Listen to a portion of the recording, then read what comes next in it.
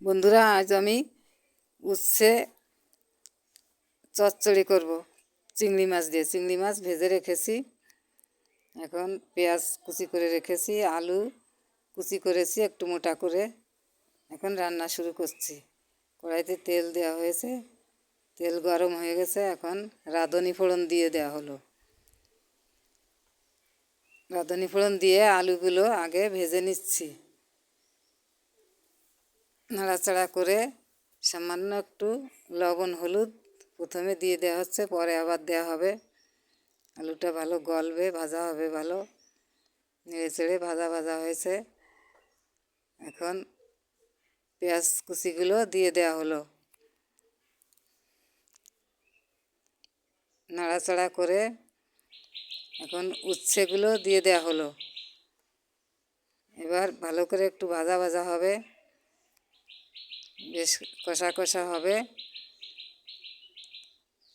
হচ্ছে ভাজা ভাজা। এখন একটু জল দিয়ে দেওয়া হলো অল্প করে।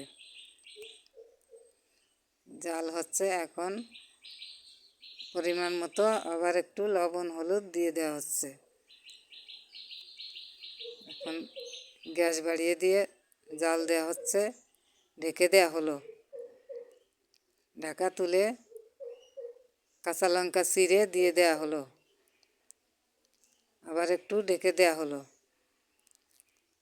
এখন সবজিগুলো বেশ গলে গেছে, এখন চিংড়ি মাছগুলো দিয়ে দেওয়া হচ্ছে।